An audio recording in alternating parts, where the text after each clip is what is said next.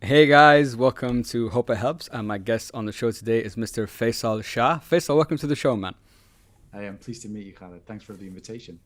Thank you so much for your time. I really appreciate it. So, Faisal, for the people who don't know, me and you actually connected like many of my other guests. I think it's becoming a running trend when I say this through LinkedIn. Since when I did the LinkedIn Live with Selena, you were asking us questions and we were responding. And, over time we built a connection and we had a call last week. And I really loved your story about how you switched from the corporate world to what you do now and you have so much experience in that world and how you learn about the importance of finding your purpose and so on. And I think those two areas are probably areas that a lot of people are interested in right now. Everyone, given the pandemic, is like, you had maybe a chance to think about, okay, what actually do I want to do? And at the same time, financial wealth and financial creation and stuff is probably top of mind for everyone right now, given everything that's happened. So, lots of things to talk about today. I'm really, really excited to have you on the show. But before we get into everything, Faisal, why don't you give all of us a little bit of background about yourself and we'll take it from there.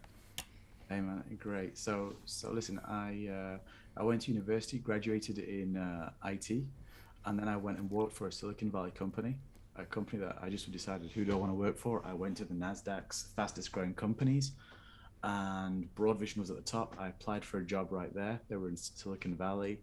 They had an office in London. I was in London. I applied, and actually, I made a phone call to them. I bypassed a pile of CVs and I got in for an interview 2 weeks later. I had my job right there in the office. And my Wow. dream was for them to put me and ship me in a container and all my belongings to California and live the life. Yeah. Um, a year later, we had a dot-com bubble bust. So I got laid off, and that's when I hit up all their customers. And one of their customers was in Switzerland. I wrote them and I said, hey, I can optimize your installation of e-commerce because they're running on our software. And they took me for a week's consulting and offered me a full-time position. And from that time, I've been in Switzerland, moving around, and worked my way into the financial industry. And that's where my interest in finances come from. So you can't. So it's funny. You kind of fell into it. It was never part of the initial plan to be in the financial industry, or was that something that you were interested in at the time? Or You know, I didn't know that existed. As okay, stupid as that sounds, but I came from a small town in northern England, a mining town, where there's little inspiration, you know, there's little ambition, and so I might watch a film like Wall Street, where I see Michael Douglas, but that's something like watching Neil Armstrong going to the moon. mm, You don't even think it's so. So I never thought that was available to me. yeah. And I think you said something interesting about inspiration. So you were saying that the place you grew up didn't have much inspiration, much ambition, and so it's interesting how. Okay, let me rephrase the question. Do you think inspiration comes to you as a result of your environment, or is that something that you kind of have to seek out yourself? If you have the environment around you that's inspirational, you will be inspired. If you don't have that environment, you can still get it.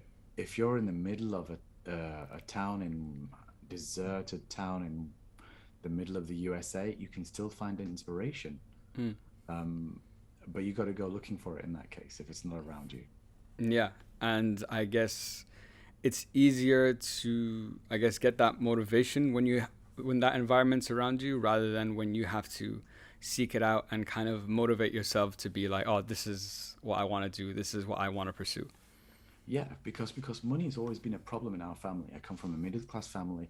My father always told me, we can't afford it, we can't afford it, we can't. That's all I heard.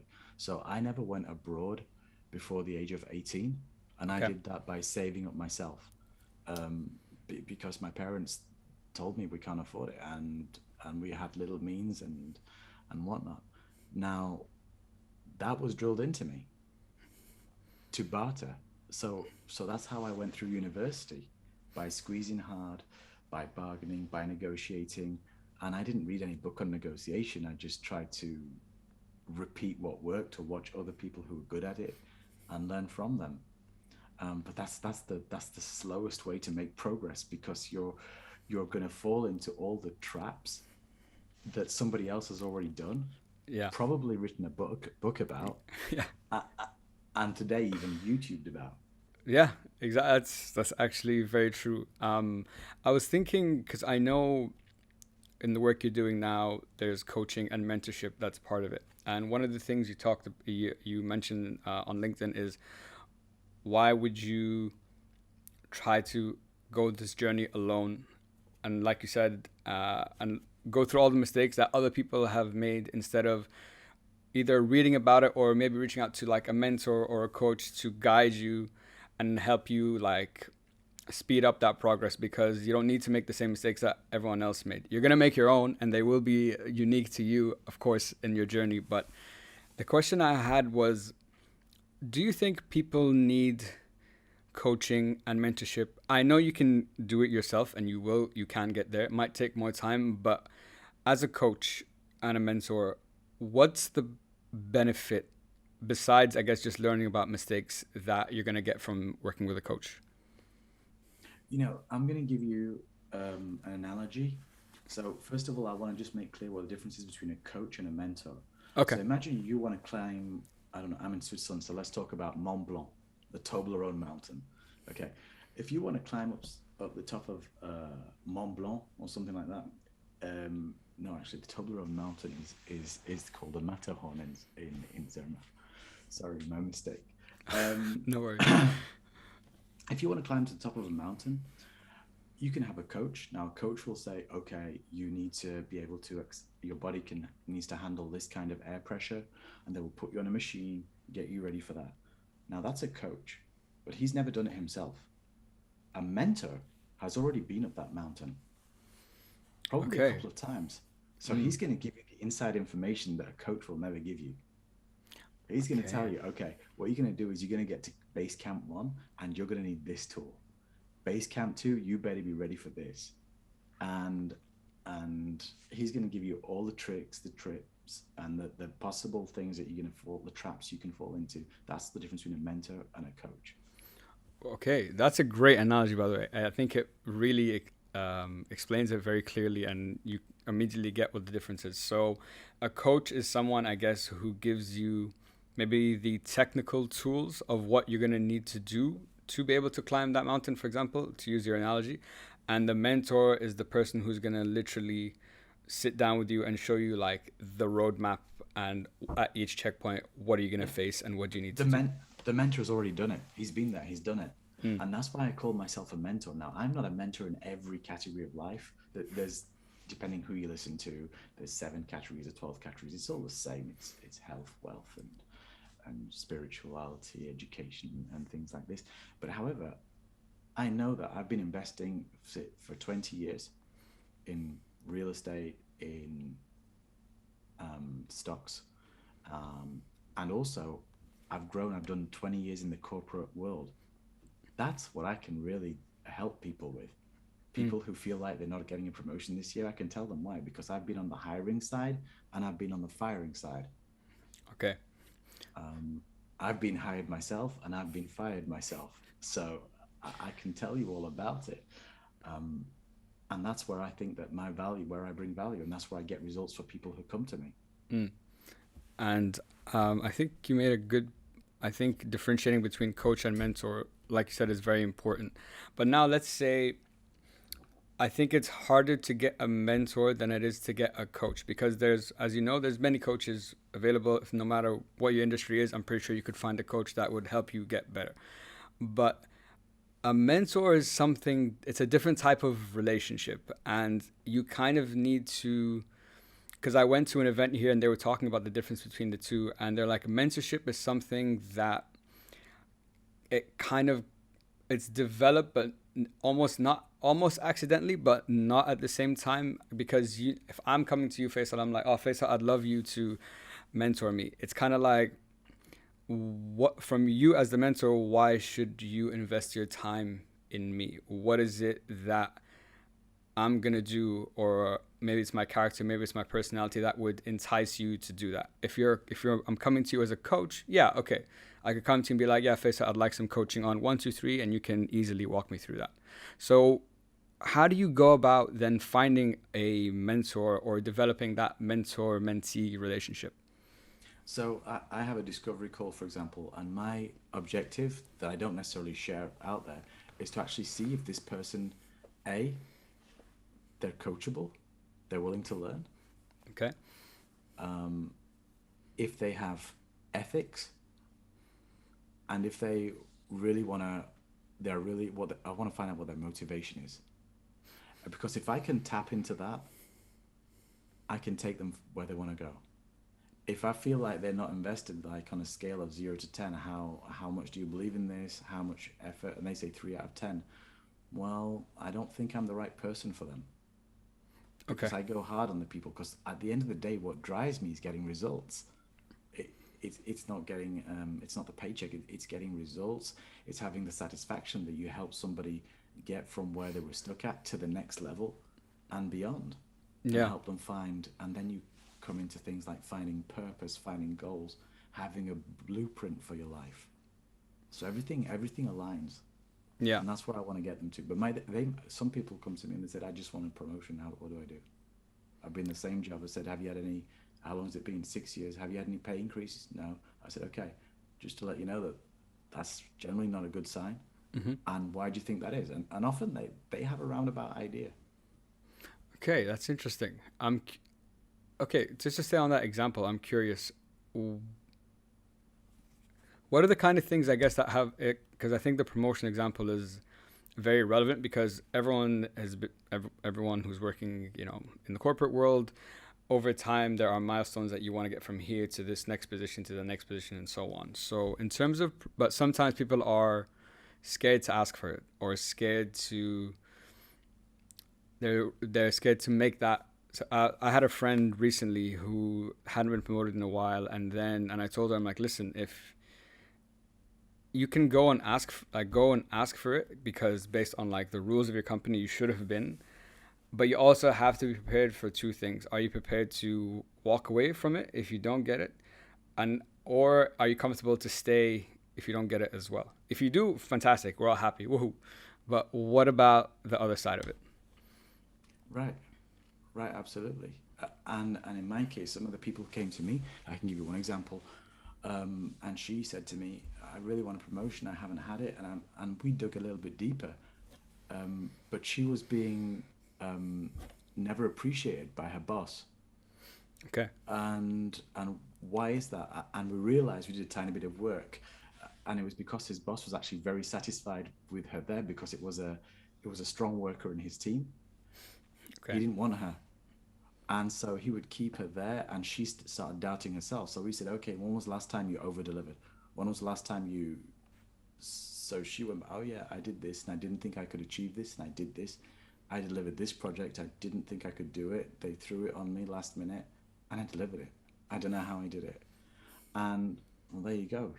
You've got the proof already. You can do the job that you're applying. So why are you not applying for it? Mm. And sometimes if you need to just go to your boss, and that's happened in my case. I said, hey, to one of my previous bosses, I said, how do I get to the next level, or how do I make this VP? Sometimes they will give me something tangible, and I'll write it down. I say, can we put that into an annual review? Sometimes I can tell by the guy's body language that he doesn't want me to go anywhere. Mm. And then you can always see. I mean, the humans, we can read micro gestures, Yeah. and we can get the feeling that this is a dead end. And that's when sometimes you need to make a change. Either in my case, what I did was I went above his head. I couldn't go up, so I went to the top and came top down. um Sometimes that works, sometimes it doesn't. uh or sometimes it's time to say goodbye and move on. And you've got to Yeah. realize it. I recently wrote, every job has got an expiry date. I recently posted on that. In my opinion, Interesting. every job has an expiry date, like a carton of milk. Okay. And when you talk, that's actually very interesting. I've never heard that before. And when you talk about expiry date, do you mean expiry date in that position in that company, or is that is it an expiry date of overall? Like at some point you're gonna need to change because you know there's people who have been like few nowadays maybe, but people who have been in companies for like 20 years, for like 15 years. So like they've been in there a lot. Maybe they've had different roles, but they've been there a lot. So is it about the specific job I'm doing, or is it about the company itself, for example? Well, I think what I would, you make me think now, but I would say that's job, Okay, because the jobs that we're doing today did not exist 25 years ago, for example. true. So in 25 years, the job that we're going to be doing, or even 20 years, the jobs that we are going to be doing, maybe just about, you know, being written about, the job descriptions are being written about right now. Um, and so we're going to have to retrain now at 40 or 50. It starts to get difficult. So I'm talking about job really. The Okay, job's got an expiry date. okay. And sometimes people don't want to retrain. And that's why at 50, sometimes people are doing jobs that they don't necessarily want to do. They're not motivated. So, It's, so the thing is, what do you want to do about it? What are you going to do? Do you want to retrain? Do you want to be open? Do you want to move to a different company? Do you want to start a side hustle? Or do you just want to sit back and see what comes to you? yeah. And I think you touched on a very interesting point there about age, for example. So someone in their 40s or 50s compared to someone in, in the 30s like myself, it seems that as time goes on, you become less, well, it's a generalization I'm making, but you're less willing to change. You know what you're good at, you know what you like, and whether that's exactly what you want to do or not, you'll do it just because it's familiar. But when you're younger, you're more willing to retrain. You're more willing to, find your purpose, for example. You're more willing to explore and so on. So, what is it about getting older that I guess sometimes can be a hindrance to, exploring and doing all those types of things? For me, in my experience, it's comfort. You Comfort. know, yeah, you grow up. I mean, typically, okay, this is a European example I'm going to give you. Okay. You get your first salary, you blow it on in a nightclub, you get a bottle of champagne, then you start buying your Audi or your BMW on a 3-year lease contract. You start upgrading, you get an apartment, you get a big apartment, then you meet someone, maybe you have a kid, maybe, and at each time, your expenses and your revenue, you're living up to here. So then you're in golden handcuffs in a corporate job. You can't afford to leave that job anymore because you've got so many commitments to pay for. Your partner needs X, Y, and Z. Your kids need an education, and so you're like, I have no way out now. I'm trapped, and if the slightest thing goes wrong, you're done. Mm, So that's the kind of path that people go on. So as people get older, I think they just get settled into a comfort that's easy, and the reason is because they don't have purpose. I think, in my opinion, because if you mm, have purpose, you know where you want to go in life. Um, then it's way different. You know what you need to do and what you need to do. Do I need to build something? Where am I going to be at retirement? I went to see my retirement specialist 5 years ago. I said, hey, what does my retirement look like? I've been going pumping into this fund for the last 15 working years. It's supposed to be awesome, by the way. He gave me the real deal. He told me what I'm going to say. I can tell you, he said, oh yeah, I'm going to probably have 300,000 US dollars when I'm 65. I get it in a lump sum. Okay. And and that sounds great today, but what's it going to look like in 25 years? You know, true. the rate of inflation, I did a quick calculation. That's not going to make any difference. So I think you touched on something very important, and it's something I really want to dive into today, which is about finding your purpose. Now, Uh-huh. this is some I try to tread lightly with this because I try to keep a level head. Although I do believe in what I'm about to say, I try to be realistic. And you just made a perfect example about, the golden handcuffs. And you have, let's say, a family at home, you have kids, you have expenses, you have all these types of things. But let's say now you're 40 years old, 45, 50, whatever the case might be, and now you want to find your purpose, and you want to take that step and do what you've always wanted to do, what you felt you were meant to do, and what you're passionate about. It's very nice to say, yeah, find your purpose and do all that, which is great. And I would encourage anyone to do that, but at the same time, there's the reality of the life that we just talked about, for example. So, Right. how do you, I guess, how do you find your purpose and pursue it when the situations are like that? Because it's not that simple as just saying, yeah, go find your purpose. Listen, there are umpteen exercises out there to help people find their purpose. Yeah, There are books, there are YouTube videos, and I would always go to somebody who's been doing it for a long time sure. rather than somebody who's driving a Lambo on YouTube. Okay. Um, maybe he found his purpose too, but I would go to somebody and that's what I always do. I study the greats, you know. Now, once you've found your purpose, and however you do that, and I help people find their purpose as well, and I work with somebody who does as well. Um, but once you've found it, it's like, are you really willing to, what are you willing to give up to try and go for it? Are Mm, you willing to work in the evenings? Because that's what it looks like. It's working in the evenings, it's working on the weekends, it's working on it. If you're not motivated to do that, then maybe it's not for you. Maybe you want to keep working for somebody else. It's not for everybody. Everybody's not willing to do the trade-off. yeah, But when you are, when you can, it's like a proof of concept. If you can, if you're motivated to work on it on the evenings, on the weekends, maybe take a day off, on your holidays, work on it. That if that's hitting that chord, and you're still motivated, then why not? Why not? true. That's actually a good point. I think you mentioned something that you don't typically think about, or that's, I think the phrase to find your purpose is incomplete. Should be find your purpose and then add what you just said is, but are you willing to do the trade off to actually fulfill your purpose? And I think that's something that's missing Yeah, in that statement. yeah. I'll give you an example, Khaled. I know somebody who was in tech, had a great tech career, and got laid off. Okay. They went immediately into food and beverage because of like, what can I do? What can I do? And he had a little bit of money, and he spent everything into food and beverage, food trucks to try and get it going in Dubai, by the way, Okay. which is really hard. And but that's like it.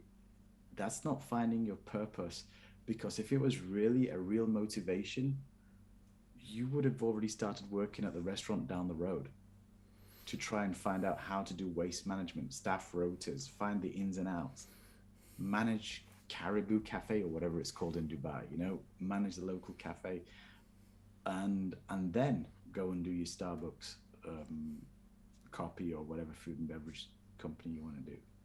Mm. But if I, you're not motivated to do that, then you can just throw money at it, but it's going to be a very expensive lesson. And for this guy, it was a very expensive lesson, sure.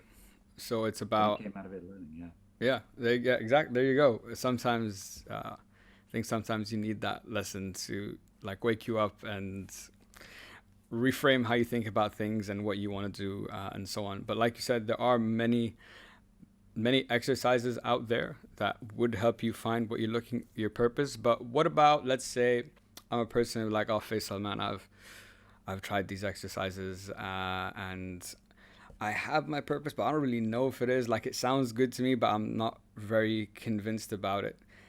Someone once told me that they asked me, they're like, they're like, Khaled, what do you hate? He's a previous guest I had on the podcast. And I was like, I am the most frustrated when I feel like I'm not making progress in any area of my life. Like, stagnation is what, like, I hate it. It kills me. I really, really hate it. And he's like, okay, so maybe you don't know what the purpose is, but he's like, something you definitely don't want to be is like stuck. So from there, you can kind of start re engineering it to find out what that purpose might be. So for people who don't really have an understanding of what it is for them, is that a good way to do it? Look at what you would hate to do and work backwards from that to what, and like kind of flip it over. Yeah, I mean, there are different ways to know it. I mean, one of the things that I learned was to say, what's that thing that some of the questions I ask people. Um, First of all, what's that thing that you could talk about all night until all your friends say, "Will you just shut up?" What's that thing that you can? What's that thing that you're so good at that your parents think, my God, how did he learn to do that? It didn't come from us, but this guy is amazing at it. Mm, It's, I mean, that's your gift, and the gift and the purpose that kind of somehow come together. sure. Um, but that's how you kind of get to your gift, what you're really good at. When you go into a library, when you go into a bookstore, which section can you just sit in all day? These Gotcha. are the kinds of questions you've got to, when you start to ask those, when you were a child, what did you really want to do? And when you start stimulating that, you will start to connect the dots. Yeah, and That's like how you piece can things try and work together. it out. Yeah, Absolutely. yeah. I think that's a great way to think about it. I love that question. What could you sit down and talk about all night that your friends would tell you to shut up? It's probably a lot, but like, what's the one thing that your friends would be like, yeah, we're done. Yeah. Or And even the one thing you could do just for free, Tyler, the one thing you could do as a job for free. You would do it for free. I don't know. mm, do you think I've heard that one before? What would you do for free? Um, if you could do something that would fulfill you, but it doesn't, I guess, build your life from a financial aspect, does it still hold true? Do you understand what I mean? Because people are like,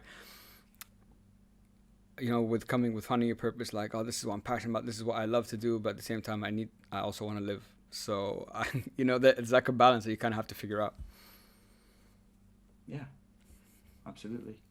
Yeah, And when you find your purpose, you can find people who've actually found their purpose. They don't necessarily believe they can get paid for it.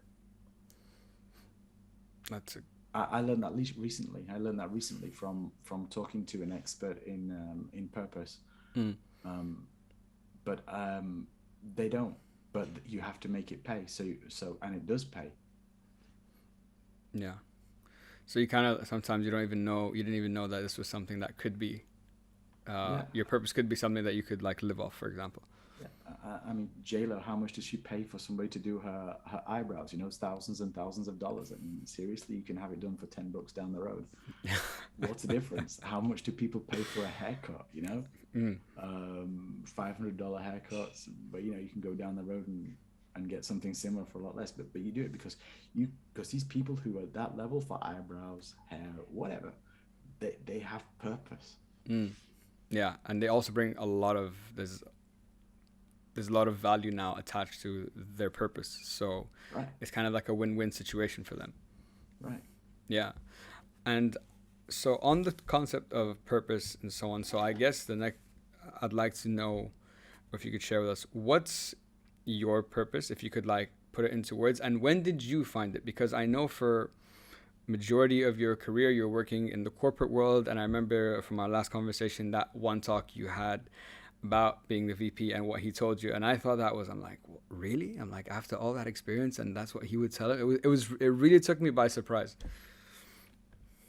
Yeah, I mean, look, my purpose is to teach you what school doesn't teach you, in a nutshell. Okay. There's different ways of saying it, but that's Yeah. that's the kind of the shortest way to say it. Sure. And the reason is because we got from the day we're born, we're taught education, languages, manners, how you sit, how you talk, how you shake hands, how you dress. Why do we learn that? It's to earn money because one day you're going to have to get a job. Okay. So now you're going to get a job. But nobody tells you what to do when you start getting money in. So what do? You head down to Gucci, you head down to the dealership, you head and you go wild. Now, hold on. Now, if somebody said to me, where do you want to go in life? What's your ultimate destination? What would be the best? What do you want your health to look like? What do you want your bank balance to look like? How do you want to live? Oh my God, you know, I want to have somebody to do my ironing for me. I want to have some, I want to live in a place where I don't have to think about money, because I grew up and everything was based about money. And I read this, so it's not original from me, but I say it's not money I'm after. I'm after what it brings, and it brings freedom. It Freedom. brings access, and I Mm. want access. I want freedom. I want to never have to think about things, and that's where I want to go to. Yeah. And by teaching those things that school doesn't teach you, how to get a promotion, how to market yourself, how do you how do you break the ice with people, the importance of reading. Yeah. Absolutely. And like you said, I love how you put it. Like teaches you the things that school doesn't teach you. And like after even the experiences I've had, I'm like, man, where was the class on like selling? Where was the class on like negotiation, for example? Like Right. basic thing. These are basic things that we all need to do to, whether you're an entrepreneur or whether you're working as an employee, that you're gonna need to succeed and to further your career and so on. So I always think back, I'm like, yeah, okay, I learned about like history and about like how this guy did this in that place. I'm like, okay, but what like now what is that doing for like where I am in my life? If there was a class on how to get rich, I would have been glued to the seat. I'm telling you, I wouldn't have missed anything. I would have followed her or him home. Yeah, yeah, for sure. And I think a lot of people would too. And actually, I'm so happy you brought that up because me and someone were actually having a discussion on LinkedIn about a week ago, and we were talking about why are people so obsessed with the get rich quick schemes, the lose weight, lose 100 pounds in like 2 seconds, like all that kind of stuff, and all these influencers that push this kind of stuff, and these coaches who and his argument was there's already more than enough talks, there's more than enough knowledge out there to understand that success is not an overnight thing. So all these, shortcuts that people are pushing to get you to where you want to go, it's not going to work. But we still are drawn to that because it's like in your mind you're like, oh wow, if I can get lose 10 kilos by in a week, why not? Yeah, let's do that. Why would I wait like 5 months, a year, whatever it might be? So it's so interesting how even though we know it can't be done overnight, we still chase it to be done overnight. What's your thoughts around that? What do you think about that? That's really you're going to know more about that than me. I mean, I just think that we're just wired for have it now. I mean, I'm not a very patient person. I'll admit that. And people around will tell me, but that's just the way I think we're just wired like that. We just want fast food, fast everything. Mm. At the moment, I'm trying to get my health into order. So over the last 37 days, and I'm not a health fitness, but I'm certainly not enjoying the gym. So I know I should. So I just said, hey, I need to get my certain body weight and body fat down. So what I did was every morning for the last 37 days, I will go and stand on my scales. I will video it and I will post it on Instagram. It's out on the world. Yeah. Every single morning for the last 37 days. Guess what? It holds me accountable. And that's like the fastest way I know to lose weight. But I'm doing it. I'm trying to follow a keto diet, for example. Sure. Trying to do a tiny bit of exercise, so a certain number of steps, try to be a little bit careful. But because I have to post in the morning, when somebody's saying, hey, do you want another glass of champagne at 10 p.m. at night? I'm like, I really can't, because tomorrow morning I'm going to be so embarrassed. It's true, it works. Yeah, no, for sure. And I've actually seen the post. I've seen the post. So Yeah. he is telling the truth, guys. I promise. In 37 days, I've dropped almost 10% of body weight and 4% of body fat. And there you go. There you go. But And I'm not, I'm doing everything I should. I'm eating healthy and yeah, yeah. But it's also to get to that, you are putting in a lot of work to do it. It's not like, oh, I'm just not eating a little bit here, a little bit there. You're like, there's working out, there's the gym, there's and I love the accountability part that you talked about because, and I wrote a post about this the other day on LinkedIn. That accountability is so important. That was when I decided to become accountable for myself. Everything changed. I became the person I am now from that one night, that one decision that I made. But why do you think a lot of people struggle with accountability? And it almost kind of, like, I'm speaking from my previous experience, it kind of scares you as well. It can, it can scare you. Like, oh, like in your case, for example, like, oh, I shouldn't have the champagne because they have that fear that, oh, tomorrow I have to post and everyone's going to see like what I've done. So there is a fear behind it. But what do you think? What's your take on accountability and why is it so important? for me, I didn't know accountability was a thing. Okay. I didn't Okay. know. I wasn't aware of it. Okay. I wasn't aware accountability is an ingredient that I needed. So I'm like, but when I started reading about it, well, reading about people who are successful, and they all mention something around having to show up and deliver or show something, I was like, oh yeah, I was under pressure when I was doing projects to deliver certain milestones. So where's my own milestones? Where's the milestones in my life? Mm. If I want to look great when I'm 60, or if I imagine myself being on stage, at 45 years old, I need to look like that person that I've got in my head. So it starts with that. And then where do you go for accountability? Do you go to somebody? Do you go to your mom or your dad who's going to say, oh, you work too hard, enjoy yourself, take the weekend off? No, I need to look at an accountability partner who represents what I want to be like. We take so much advice from people and get hurt by people. And when we look at them, but I have no aspiration to be like you. So why would I listen to your advice? Mm. When I got that, when I understood that, I just cleaned out a lot of trash from my social circle. Mm. Oh, and I don't want conflict either. So when people they say to me X, Y, and Z that I'm doing wrong, I'm like, okay, that's your opinion. That's one opinion in a sea of opinions. I'm going to go look for another opinion. True. That's true. And finding the people, I guess, that resonate with Right. what you're trying to achieve, what you're trying to do, the people that you want to be like. Yeah. So Yeah. people hit me up on Instagram. They see I'm doing the keto diet. Keto's bad for you. Keto's no good. You're gonna have this. You're gonna have that. I'm like, okay. And I don't even want to engage because I'm so clear on my thing. Yeah. But the first thing, if I had to engage, Mm. I would say, is it better than my previous diet or worse? And they would say, what's your previous diet? And I would say, exactly. You have no clue. So what are you basing your comments on? Yeah. You have no clue. Yeah. How about, do you know what vision is? Can you help me to get there? And if this person can help me get there, I'm all ears. Sure. That's And what I'm like, saying. and I think you touched on something important, that there's everyone's always gonna have an opinion, Oh, truly. no matter who it is, no matter it's your family, your friends, your partner, whether supporting you or not. For every person you can find that supports you, you can find someone who doesn't, and vice versa. So it's like, okay, I think it's also though important sometimes to, I guess, challenge the people who don't.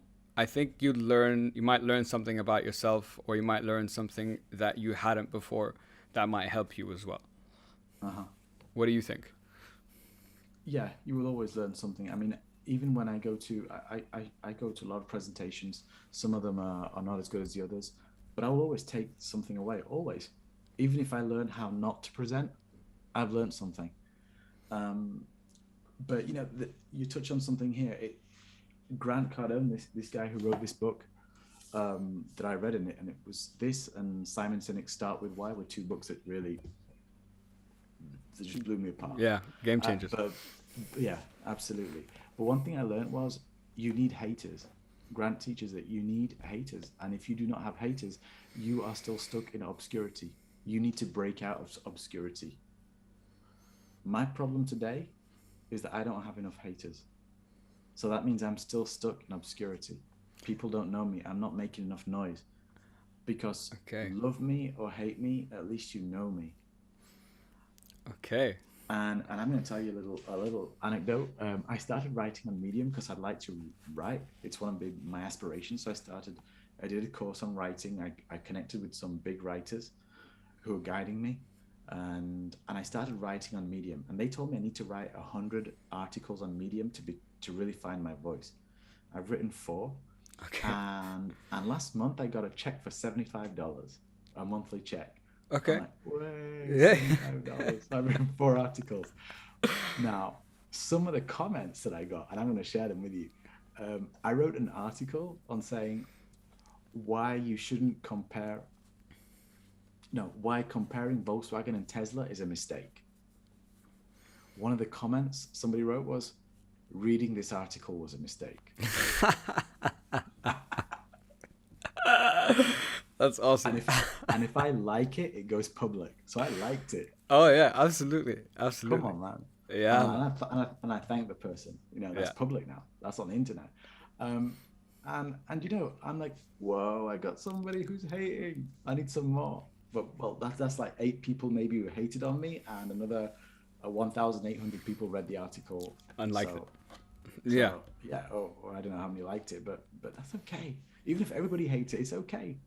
yeah. I'm just getting started, guys. Help me. And if they can give me something, one guy put something. He said you went off track. Interesting headline, but you went off track.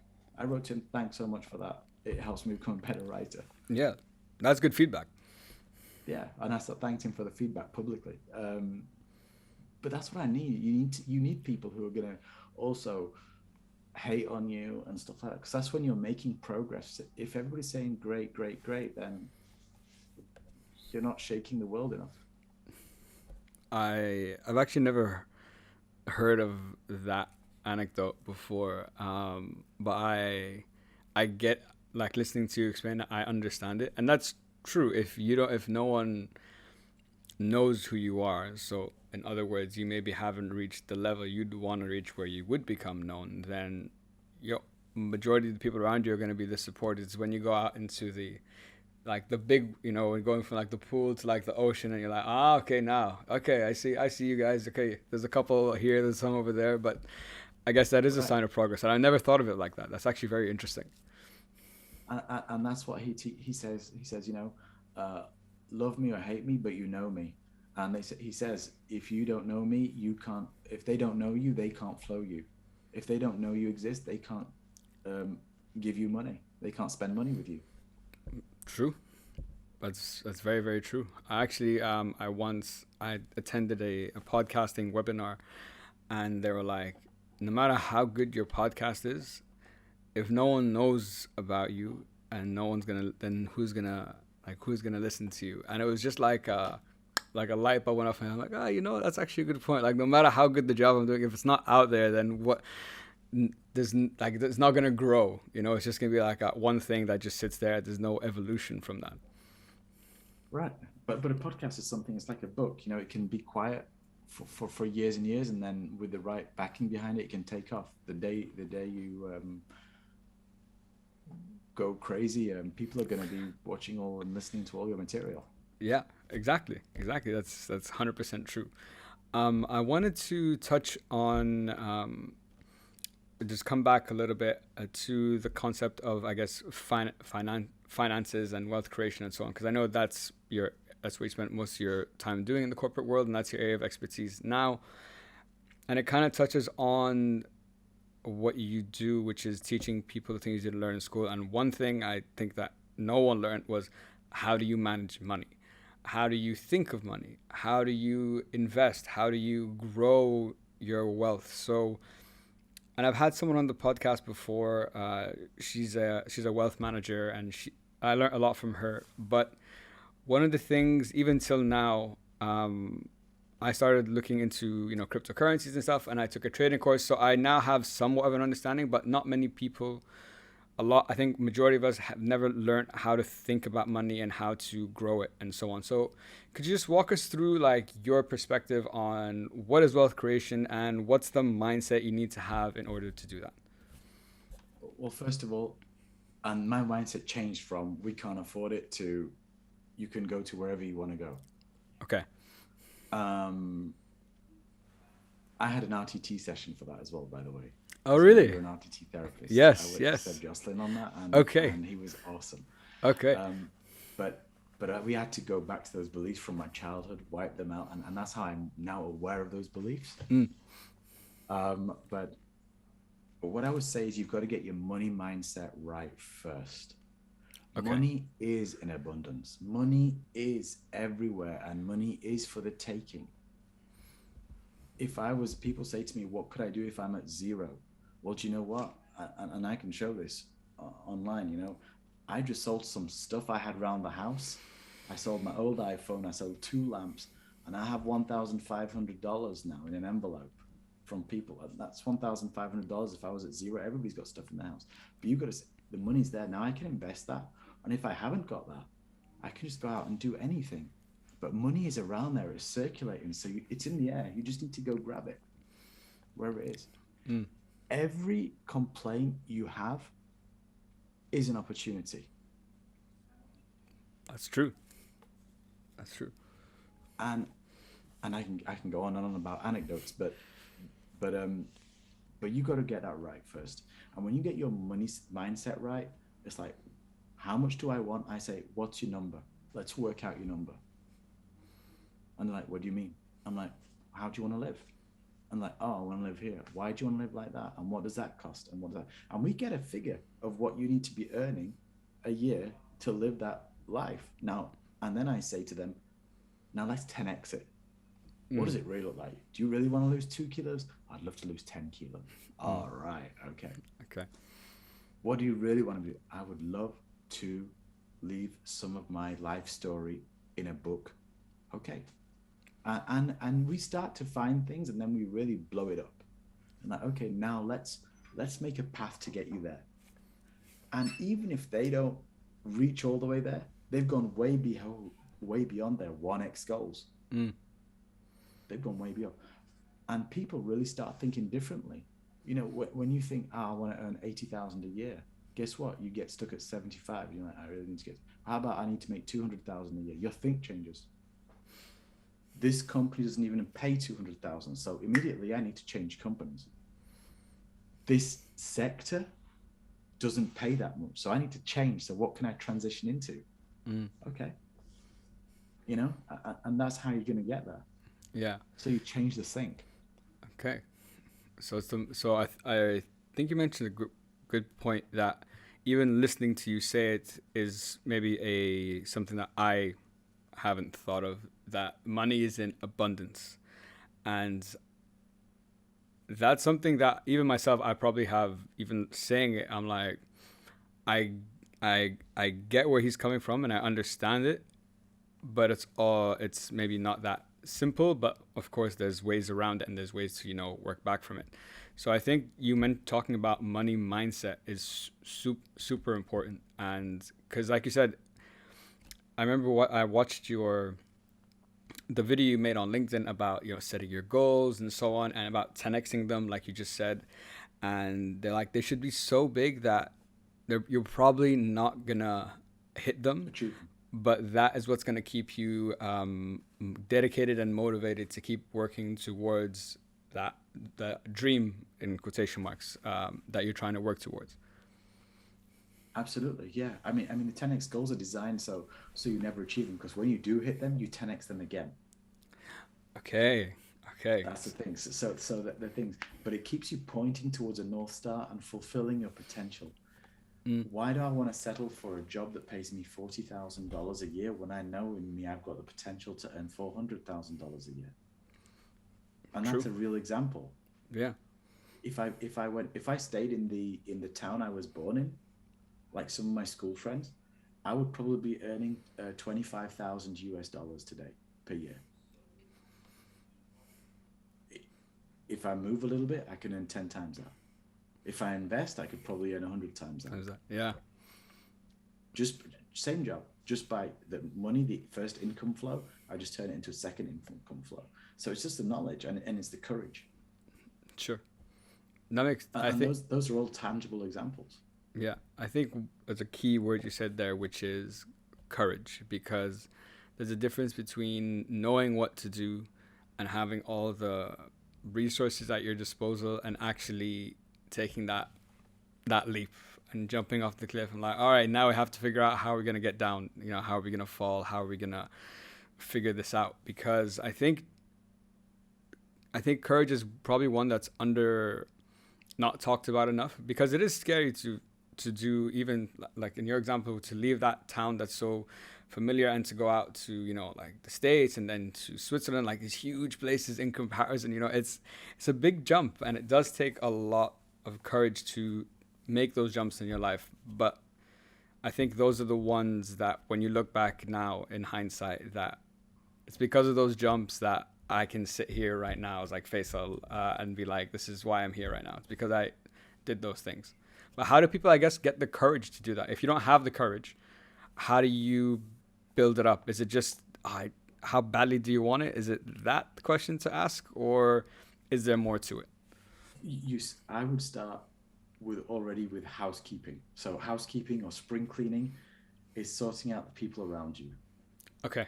You want to shut off the negativity and you want to open up the positivity of what's possible. Okay. The best place to get it is books, is by talking to the biggest players. People, surround yourself with people who think bigger than you do. A friend of mine told me that.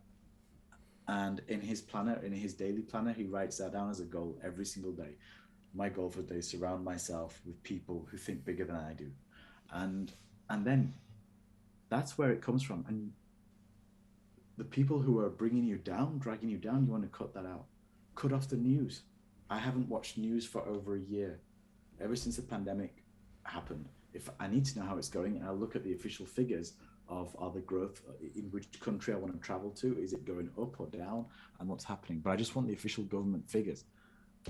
And what I do is I start to dream big. I've got this thing right here. It's convenient that it's here, by the way. But that's my 10x planner. That's a planner of, I write down what I want to do. I write down my goals, my 10x goals. I write them down every day, because that helps me stay focused on it. I bought a property in London. I wanted to buy this property in central London. It's been a dream for 20 years. What happened during the pandemic? I mean, and it's been in front of my thing for like 6 months. I want an apartment in central London. An opportunity came up, and I just started going on websites and just drawing a circle in central London, putting my budget, and saying what's the maximum number of bedrooms I can get.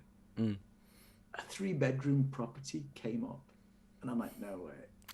And I called the agent, and it was during the pandemic. And the deal, he said it's sold. I was like, damn. And then he called me back and said it fell through because the person who's buying got fired. Do you want to buy it? My offer was so lowball. And he said, no way. 3 months later, he called me back. Are you still interested? They will sell it to you for that price. And I was like, you're joking. I have not visited the property. I promise you, I have not. We closed in February. I have not yet visited that property. I said, at that price, I can buy all day long. Yeah. You got it anymore? Seriously, I did. I was like, well, I'll keep you in the loop. But he hasn't called me back since. I think the property market's taken off again. Yeah. But it's just like a no-brainer. And that's the apartment that's been, that I was telling you about. It's been renovated right now. Yeah. My sister's project managing it. She's the one who's visited it. I haven't visited it yet. But yeah, I mean, you just got to take courage but when you know your dreams, when you start writing them down, things happen. When you want to start writing and writing. So I'm so happy you said that. Why is it so important to write it down? What is it that the act of writing does for you? Is it motivation? Is it focus? What's the reason that writing is so important and something that you do, like you religiously do? I've been told it works. So there are lots of neurological examples.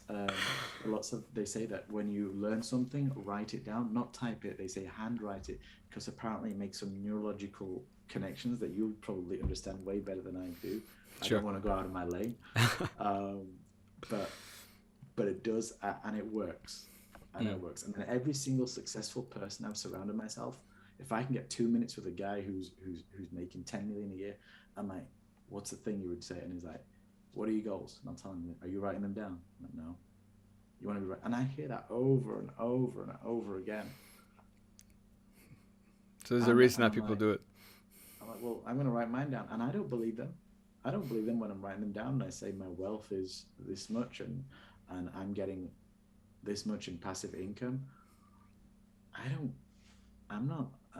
want to be on stage and be able to share what I've learned to people who are inspired by me and can take a key thing away.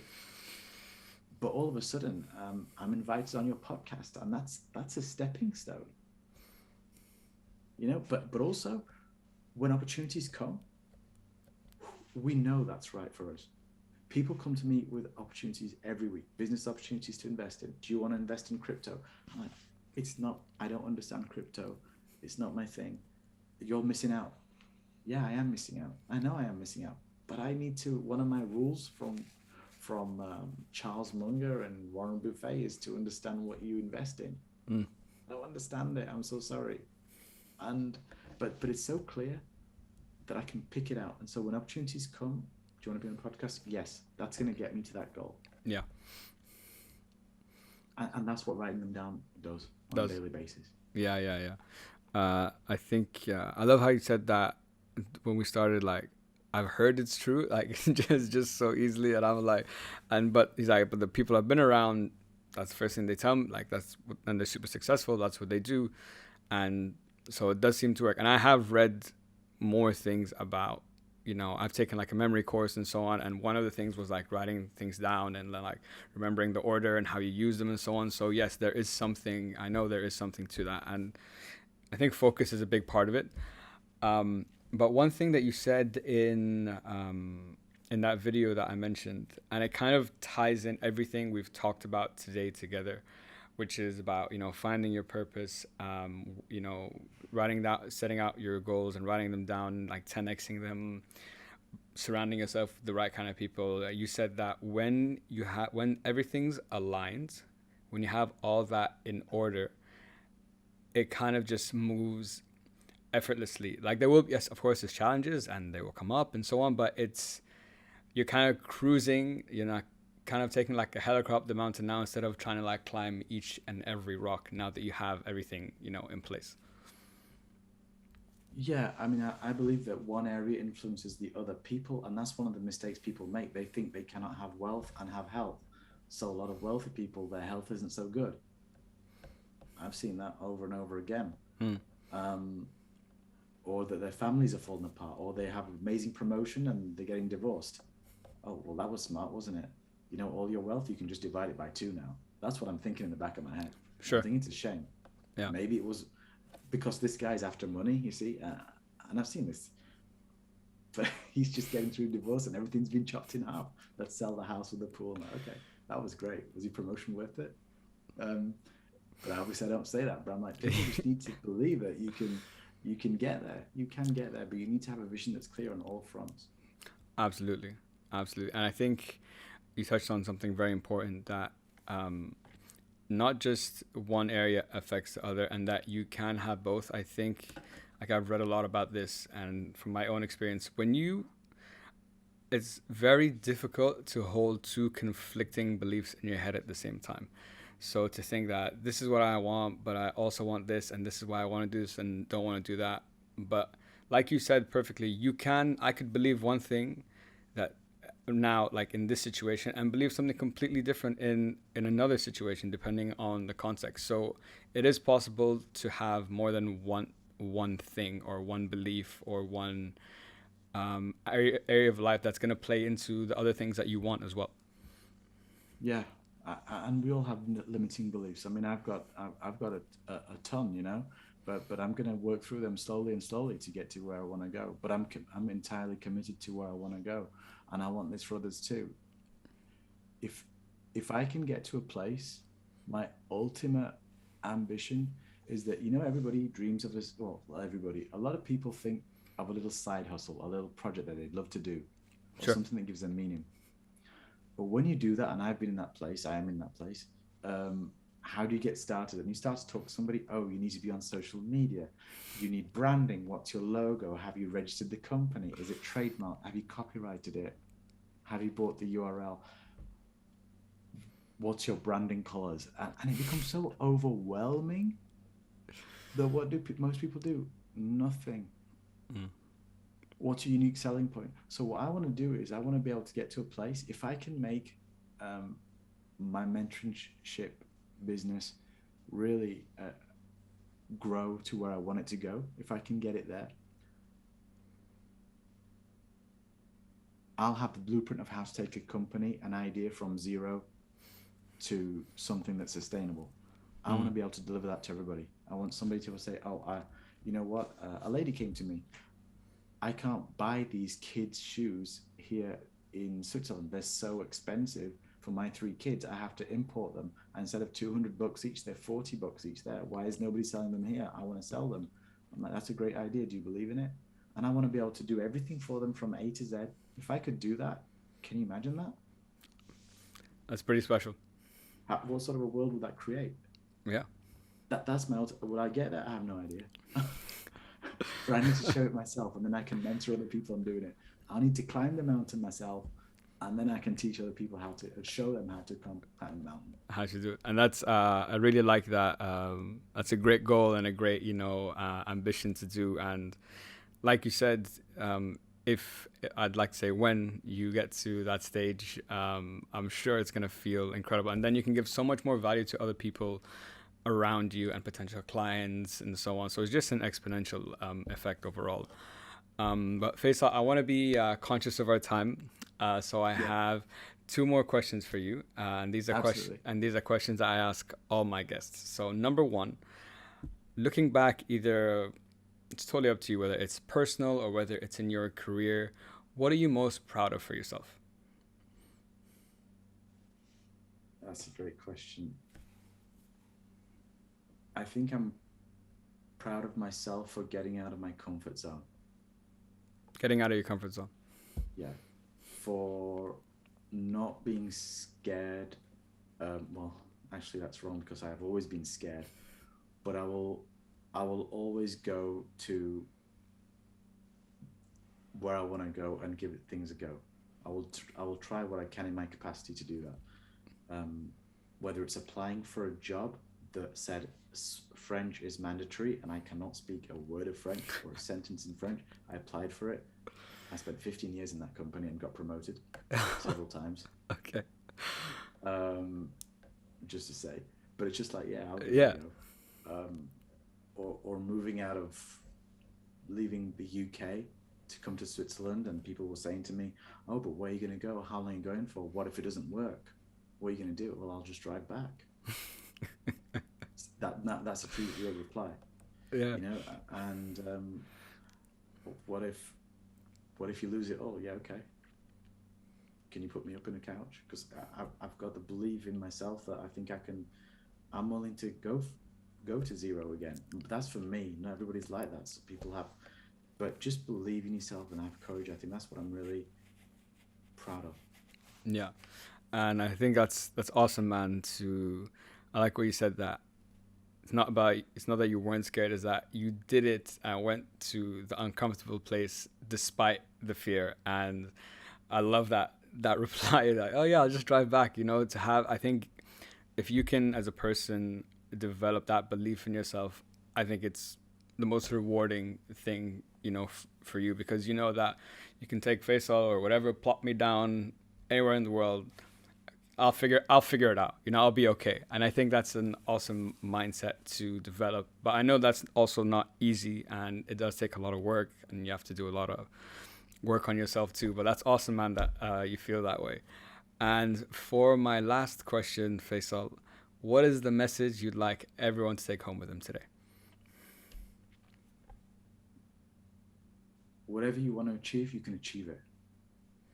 You can achieve it. You've got a brain that's 2 arms, 2 legs, like anybody else on the planet. It's down to who you're surrounding yourself with, and the information you're putting in here. That's what it's down to. If you're not where you want to be, change the information. Get around the people who are already there. Get around the right people, and cut out the people completely. Walk away from them who are bringing you down.